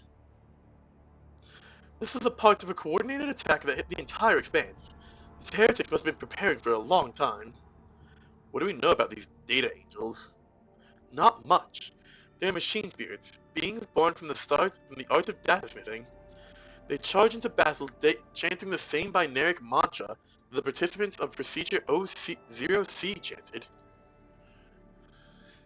The Logis, who have been observing them, the same tech priests who previously investigated the cells used in Procedure 0C, have deciphered traces of their activity and discovered patterns pointing to the possible creators of these data angels. If they are right, then they bear the seal of the Explorator Cognizance fleet. Accessing the fleet's catalog. No mention of operations on Kiabagama detected. No information on data angels detected. Hypothesis. Either there has been a calculation error, or the information is locked behind a higher level of Sacrament security clearance. I wish to hear the opinions of my officers and advisors. The manufactorums of Kiabagama are equipped with backup cogitators to ensure the continuity of production in an emergency. The severity of the situation authorizes the disruption of the service algorithms, and I am prepared to sanction a ritual that will allow the data angels of the Omnisaya to absorb the cogitator's computing power to combat these wicked spirits. I wouldn't trust those uninvited allies of yours. Such magnanimity, it won't come with an unsavory intentions. Learn more about these creatures. Order your servants to hunt one of them down, torture it, and gain knowledge. Knowledge through the process, since they are incapable of finding pleasure in it. Um, nah, I'm going with the tech priest on this one. Pascal, sanction the ritual of bonding with the backup cogitators. The request to reform the sacrament is accepted and will be fulfilled immediately. Having gained access to the cogitational reserves and after being infused with power, the data angels charged at the schismaticals. The hordes of data spirits were tech exercised and exterminated. and the afflicted mechanisms purged and restored. Sect priests gave praise to the Omnisire for protecting the production algorithms from severe disruption. After banishing the schismaticals, the data angels withdrew into hiding inside the cogitational networks, leaving the servants of the Omnisire to guess at who or what these beings were. Huh. Neat. Did I actually read these? I don't think I actually read these ones now that I'm actually looking at it. Don't think I'm gonna do that, honestly. I think I just saw that I didn't. Yeah, I just saw that I didn't have plasteel. Just completely forgot to actually read what these were. Euphrates 2 is Sky Barrier. Euphrates 2 is lost, and the Adeptus Mechanicus now seek new citadels for their hollow production lines. Yawagama can house workshops that will forge void-shaped weapons. The power of plasma. Euphrates 2 is lost, and the Adeptus Mechanicus now seek new citadels for their hollow production lines. Yawagama can become a sacred assembly site for plasma drives endowed with the Emperor's grace. Warp revelations. Euphrates 2 is lost, the Adeptus Mechanicus now seeks new production lines. Yawagama can set up a research complex for warp technologies, a dangerous, closely guarded secret of the Adeptus Mechanicus.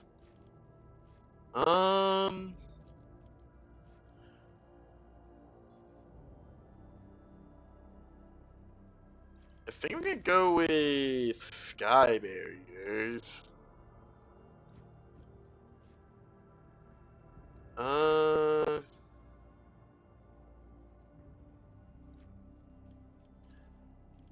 I also get drive viewing. That's just 30 damage per shot. Holy cow. Yeah, I'm gonna go with Sky Barriers. That feels the most fitting, I think. Agonis. Yeah, Scola Progenum. Let's get that going. God, we have just enough plasteel. Oh, that's Dagonis. And then Giannis has a new thing going on. Another achievement. You completed the highest tier colony. Highest tier colony project of each of your colonies. Your lordship, a monstrous storm has broken out on Giannis. Apocalyptic anomalies are tearing our agri-world apart, and their epicenters in the corrupted sector. Something must be done before the whole colony is destroyed. You must find the source of this madness. Calm down and report exactly what is happening there. The moaning earth, the purple glow in the sky, fires crashing on the ground from above and turning all they touch to ice. A terrible noise sweeping through the cities and killing anyone who hears it. The furious storm has covered half the continent, but we can see its epicenter from the orbit. The ruins of a xenostructure complex. What we thought to be the debris of buildings has turned out to be a machine, and now it rouses from its sleep, emitting blue and purple lights from the spheres fused into it. The deadly spirits have become more material, and now everyone can see that they are not dancing. They are fighting and chanting two names, Halcyon and Kasei. Thankfully, there are much fewer of them than there were before. Gats have even appeared in the horrifying cyclone of dance twisting about the epicenter. What do we know about this cataclysm? The leader of the Inquisition Squad, Lady Jui, did not grace us with a full report since she has been hastily preparing for the expedition into the heart of the anomaly, but she mysteriously claims that we have become witnesses to an ancient feud between Xenos, and in spite of our unfamiliarity with their conflict, it is important to choose our ally in this struggle wisely, whatever that means.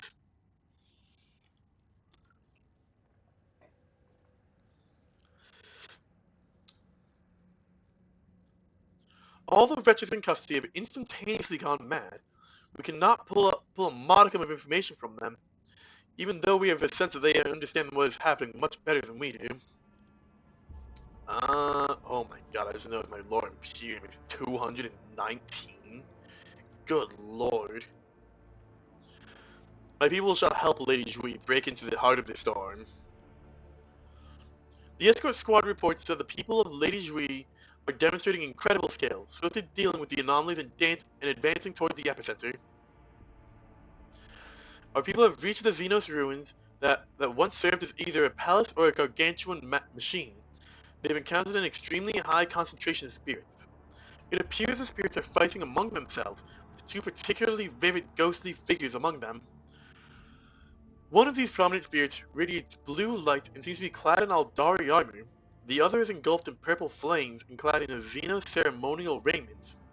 The other sounds reminiscent of Aldari speech, but any attempt to translate them have proved unsuccessful thus far. It is an old dialect, from a time before the fall. Order your warriors to aid the spirits reads in blue, and fight for the Lathan's purity against the despicable sorcery. Even an echo of this spirit's voice is enough to understand that its cause is just. I can teach your people how to explain to the blue spirits that they are not their enemy. So strange it is to hear the words of our ancestors, those who witnessed the apex of our glory. I find myself rather enjoying the words of the spirits clad in purple. That one is a master of delight, a commanding prince of wisdom, so much more compelling than the pompous blue-flamed fool. Have your servants support the purple-sheathed one, and I will tell them the right words to stop the purple phantoms from slaughtering them. What does it matter what those spirits are babbling about? They both must be slain. Aitabatir, turn to your warriors and inspire them to fight for their home at the very least. To the very last. They've already made a sacrifice to get this far, so to remind them what those sacrifices were for.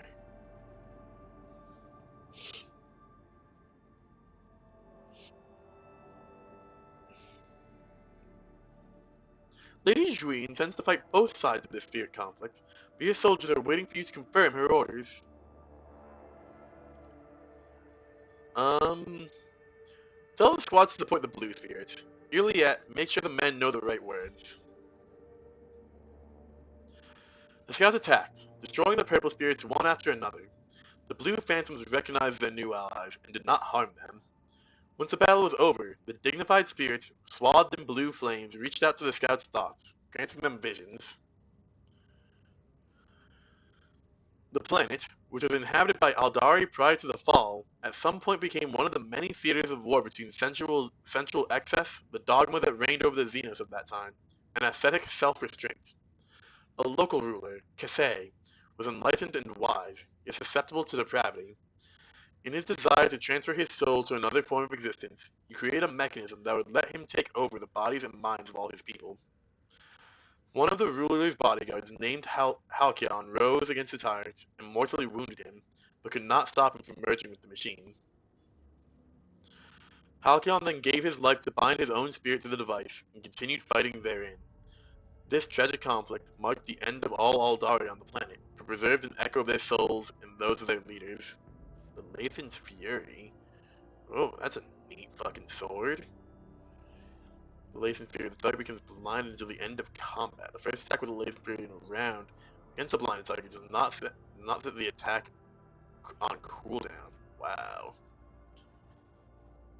Then the spirits disappeared, but for how long?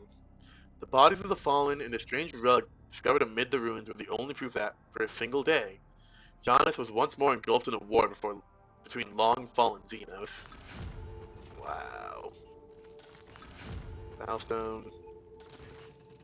Yeah, I'm probably just gonna jump between these because we're probably gonna get a couple of these for a minute or two. At this point, I've already read and talked so much, I might as well wrap up the last like 15 minutes doing this. Terrible news from Dargonis, your lordship.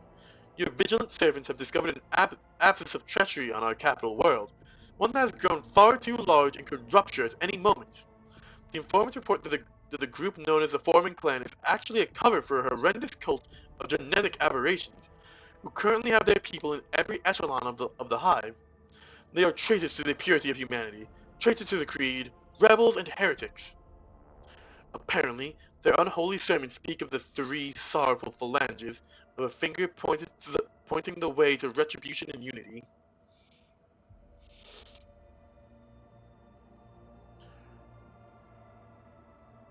Um, These abominations look like the ones on my ship, the same accursed brood. I'm afraid so, your lordship.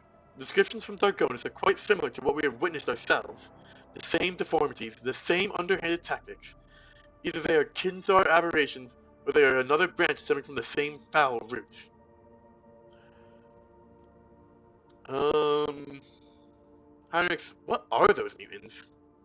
They're called gene stealers, and they are not simple mutants. They are Xeno's plague that breeds inside the human brain, forever distorting their genetic makeup and enslaving them to the brood. This is much more threatening than the Drukhari fleet that ravaged the capital earlier. If they are on Darkonis, they will try to overtake the entire planet sooner or later. The messengers of the Great Devourer. My kin can sense the shapeshifters, but you should stay vigilant, Alonzak.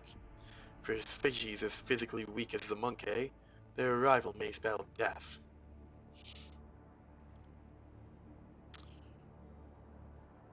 What exactly did my people find out? One tenacious clerk from the Administratum questioned the authenticity of the reports coming from the ruins of Scipione 84-249. He personally observed the debris removal and entered the lower levels of the fallen hive. There, he discovered signs that proved Scipione had been infected by the gene plague. Thousands of corpses of the extra-armed abominations had been buried in a mass grave. He also found the remains of Achilles Scalander's people. It seemed that they had noticed the signs of corruption, and the traitors aiming to cover up their crimes buried their misdeeds under the ruins of the hive. On the way back, the clerk's transport was destroyed, but he miraculously managed to survive. Now the heretics think that they have covered their tracks once more, and so they continue their plots, oblivious and unprepared for the attack.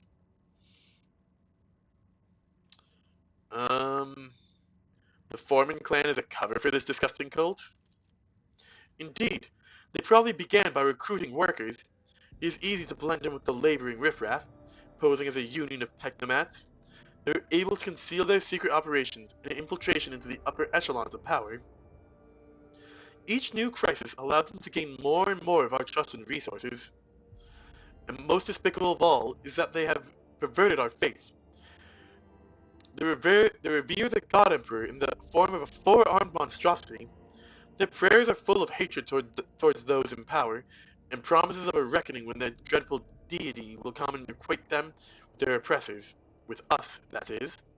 Many fools and troublemakers have fallen for their lies. By letting them infiltrate the other hives, we allowed them to spread like an epidemic. Now their cult has cells everywhere. When your lordship stood up for the minor cult, they received a golden opportunity to recruit more openly to their ranks, which are now brimming with fools who have yet to realize that they are partaking in a heretical conspiracy. What forces do they have at their disposal?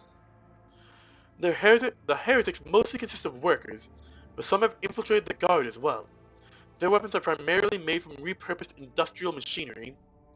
The cultists are fearless and will readily sacrifice themselves for the sake of their common goal.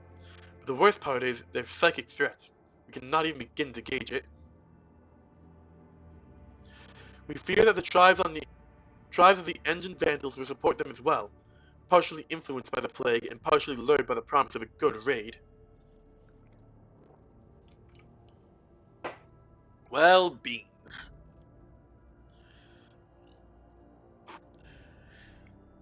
I can't really say I'm too surprised. This kind of stuff was happening during like an Iconoclaster run, honestly. But beans. We have to act. Absolutely right. It is impossible to negotiate with the degenerates. Our only option is to completely annihilate them. We should start from the top. Should we attack decisively and quickly, or should we show our hand by bringing assault vehicles into the capital and gain advantage in firepower? Do we quietly eliminate their leaders, or do we rain destruction upon the infected territories and cleanse them of traitors? Deis, raise the people to battle, and publicly to proclaim war. Tell the people that the heretics are hiding among them, and the millions of loyal subjects will grind the thousands of traitors to dust. May Dargonis cleanse itself of this filth. Mada's caustic laugh sends shivers down your spine. Let others sully their hands. Just one beacon, and my kinsmen will descend upon the affected hives. Perhaps they will cause some additional casualties here and there, but have no doubt, none of your enemies will survive, even hiding in their little nest. I'm not inviting Drukhari onto my planet. Even on my heretical run, I'm not gonna do that. That's just dumb. No way. The cleansing should be thorough. A good few wrecks of dead ships still linger in orbit after the day the Xeno scum attacked your world. Command your fleet to pick them up and send them plummeting toward the nest of their spawn, trying to encroach on your domain.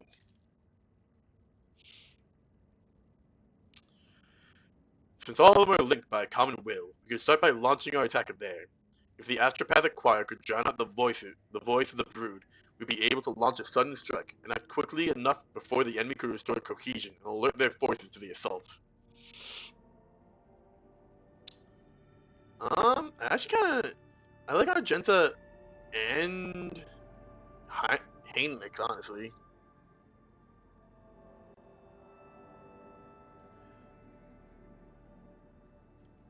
Uh,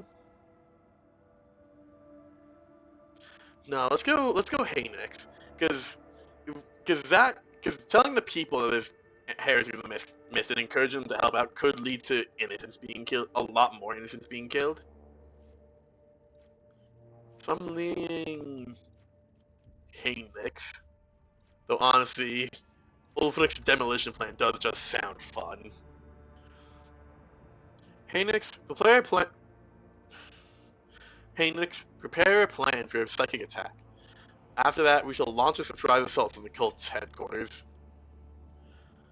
I will send the Inquisition directives developed specifically for this scenario to Dargonis. At the appointed time, the enforcers started their simultaneous raids in all the hives of the capital, relying on stealth and surprise. They did not use heavy weapons of war. At the same time, the astropathic choir launched a truly devastating attack on the grim psychic shadow hanging above the hives of Dargonis. This attack stunned the brood of heretics and temporarily cut off their psychic communication. But the heretics did not go down without a fight. Soon, an enraged outcry of psychic energy from the brood swept through the hive, plunging the dynasty's brave warriors into horror of bloody insanity. The astropathic choir managed to drown it out with their menacing chants, but this was a test of wills, and only the most disciplined and steadfast psychers withstood the sheer force. The element of surprise facilitated the swift extermination of the cult leaders, leading to the rest of the heretics to lose heart. The filthy shrines of the heretics were set ablaze. Tainted phylactery. Oh, that's neat. Only one thing filled the rogue trader's servants with unease. Inside the cult's main temple, they found the den of some grotesquely enormous monster. It was empty. They did not find the beast. If the Emperor had been merciful to Dargonis, the monster would surely have perished in the fires that had engulfed the hives during that cycle. Lore Xeno survived by 3% critical hit chance against Xeno, specifically. It's not bad. Vabos. Yeah. Okay, we're gonna do Vabos as the last one. Corruption has infiltrated Vabos 6, Lord Captain. The cultists of the Final Dawn have agitated the convicts into a full-blown uprising, promising them a chance at escape. The planet's cargo port and guard facilities are now under siege. Like, I feel like this is supposed to be spaced out over the course of going through Chapter 4, but just let me do all the projects. It's just hitting me with all these events. So I'm like, I guess I'll just keep doing them. Because I'll probably forget otherwise, because I've done all the projects now. The cultists themselves have not joined the assault. They scurried into the mines, deep into the tunnels that were infected with Xenos corruption not too long ago. The security post that was set up in those mining drifts reported a skirmish and then went silent. Why did the cultists head to that particular area? Unfortunately, we do not know the heretics' true objective, but there is nary a doubt that they are pursuing a sinister and wicked goal, and therefore must be stopped. What is the current situation on the surface? The Overseers are trapped inside the guard facilities, and the convicts are now united by their common hatred for the dynasty, and are upset with the tales of freedom. I would like to hear what my advisors have to say. Heretics seek out those who are weak of spirit and entice them with promises of salvation. But such spineless lots lack the resolve to fight and will drop their weapons should someone give them reason to fear. The purpose of many tactics in war is to sow terror in the enemy ranks, and I know some of these tactics well. Make them clever, Atmatar, and those weaklings will forget all about their heinous intentions. Not against Ulfar's idea. Lord Captain, your resources and status allow you to make use of one of the most blunt and affordable tools of all, mercenaries. These dogs of war will storm the warp itself for the right price. Provide the overseers with some hard backup, and you can consider the crisis resolved.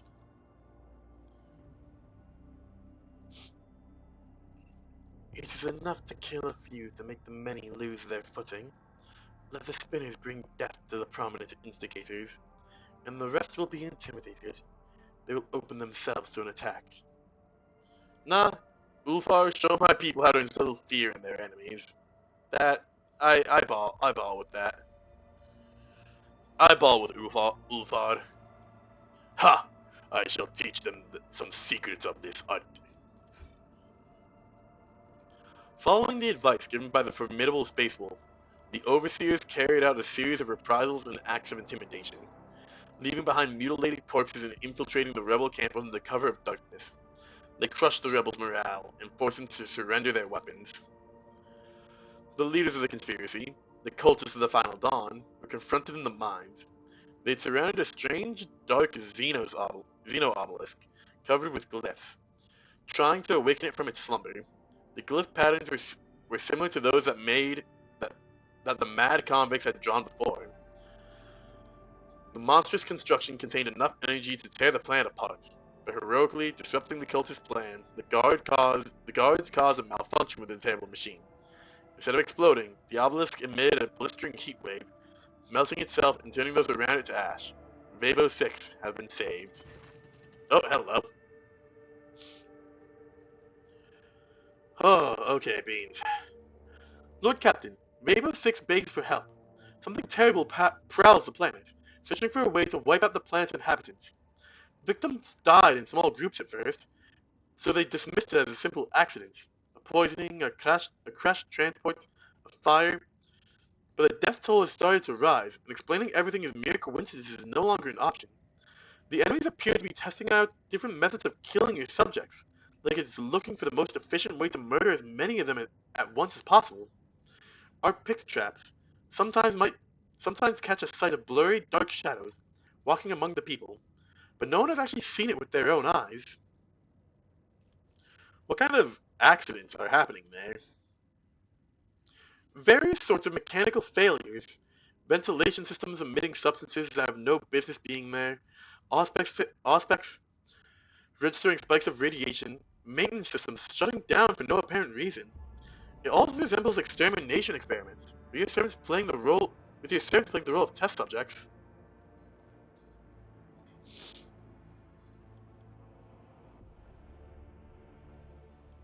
Any ideas? The art of hunting relies on the art of hiding. You cannot see your target, then make it so the target cannot see you. Deceive its senses and seize your advantage.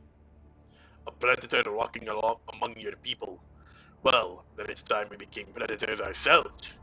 Your servants can't see it, and don't know where its lair lies. But I will tell you how to find it. You need to spark the beast's curiosity. Leave something it craves out in the open, and make it so that you can track the beast as it's carrying the bait away in its jaws. That is how we hunt cunning prey on Fendis. Ha! You call it your enemy, but you're mere pests in its eyes. This isn't war, this is extermination. You are a nuisance, and that is your asset. Understand what it is you do that vexes it so much, and you'll understand how to drive it mad. All that will be left is to lay a trap.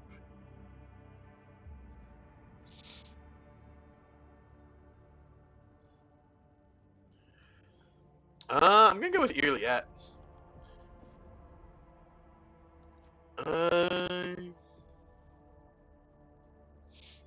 Irliet makes a good point. Find some effective disguise against our foe and wait for it to strike. May the hunters find patience. The colony's wardens experimented with several means of disguise, but did eventually succeed in hiding themselves. From the eyes of their mysterious foe. The wardens, whose unfortunate lot it was to keep watch inside of an air purifier, spotted a strange shadow right between the working mechanisms and the lead cover. The enemy had grown careless, and finally revealed itself. The brave warden raised the alarm, wounded the creature, and fell in battle, but his comrades managed to chase away the beast. Cornered in its den, the monster fought its final battle and was slain. It was a terrifying Xenos, with a metallic skeletal body and a single emerald eye. Its lair turned out to be a crypt-like chamber, and beneath it was an entire fortress buried in stone. These walls were covered in glyphs similar to the mysterious patterns that mad convicts had been drawing. Is this a tomb world? Is Vavos 2 a fucking Necron tomb world? To all adjacent creatures. Ooh, that's not bad for Pascal. Ooh, if the number of creatures exceeds 3, the wearer suffers the staggered effect. The chamber also contains the dissected remains of the missing miners. The Omniscience servants studied the bodies, the crypt, and the Xenos corpse, hypothesizing that the inhuman belonged to caste of sages among its kind.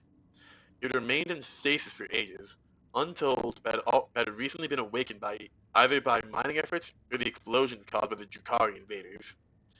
After killing everyone who had approached its lair, the creature tried to wake its brethren. Millennia of tectonic shifts had crushed the underground fortress. The creature was alone. The fearsome insects, the one that assailed the colony, were the only tool the Xenos had left, so chose to lie in wait. When the heretics of the Final Dawn sabotaged the fortress's reactor in their attempt to destroy the planet, the Xenos grew restless and started searching for a way to exterminate the humans. Now, the last Xenos survivor was dead, and so was its entire race. Or at least, so prayed every denizen of Vavos 6. That has to be a Necron tomb, right? Oh, I don't like that. What was the Heartless? I'm blanking on you. I'm gonna check this out real quickly.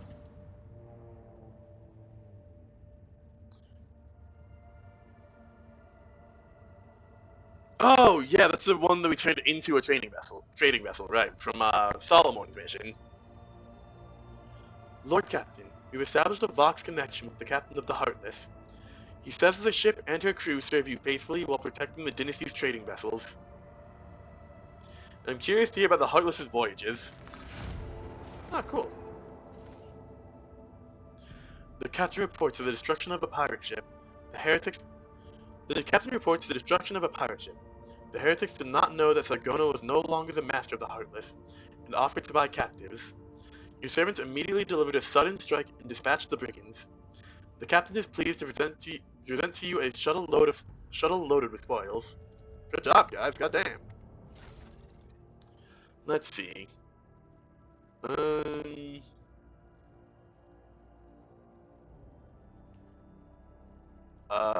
Venera firing with a wife. Yeah, we're trading out that for sure. So Wrath Starfighters. Heavy laser turret. That seems like it's gonna be an upgrade to you. Titan Force Lance weapon. A narrow firing arc. It might be narrow but longer, is what I'm thinking, so I'm gonna hold on to that for now. Yeah, that's just a straight up upgrade. It's 5 more on all sides, plus it's double for kinetic attacks. So it's 2% more hit chance, 10% more critical chance. With targeting data, increasing their lance's weapon and macro cannon damage by 20% by 20% and hit chance by 30%. Like, I don't. Why wouldn't? Nah, I have the Omnisire. Nah. 3 shots dealing 24 damage, 3 shots dealing 33 damage. Yeah, I'm gonna swap out this Zealot. Just 5 shots dealing 30 damage.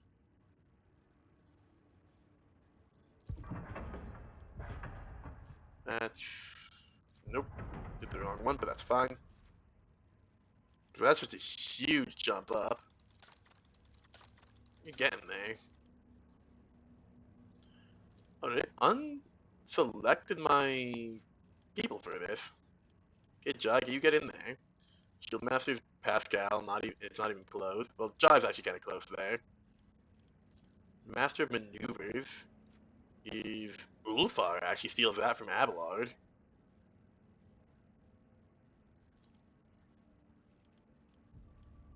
Warp Channeler, Master of Etherics. Yeah, so Master of Etherics will be Cassia, as was. And Indira can be the Warp Channeler. So I gotta use your Strafe to be able to upgrade it. I gotta use your Torpedo Control to be able to upgrade it. Otherwise, that's fine, all in all. Negative 130, 35 there. You know what? If I can get a 110 on Irliet as a Master of Etherics, it's minus 20. And nah, that's fine, I think. Okay. Okay. Okay. Lots of random stuff done. But I think we're gonna save there. That was just a lot of reading. A lot of reading, a lot of inventory management. So thank you everyone very much for coming around and hanging out. I do greatly appreciate all of you. It does mean a lot, it does help a lot. If you're over on Kick, a follow would be greatly appreciated. If you miss any of the stream, I'll be uploading that to YouTube. And if you're over on YouTube, a like, comment, subscribe, all that fun engagement stuff will help out a ton. And I'd really appreciate it. But if you are on YouTube and you want to catch the stream live, I do my best to stream every weekday for about 2 hours a day, starting around noon EST, noon Eastern Standard. And you'd be more than welcome to come around and hang out. I invite everyone. But other than that, thank you all very much one more time. Have a wonderful rest of your days, and peace out, homies.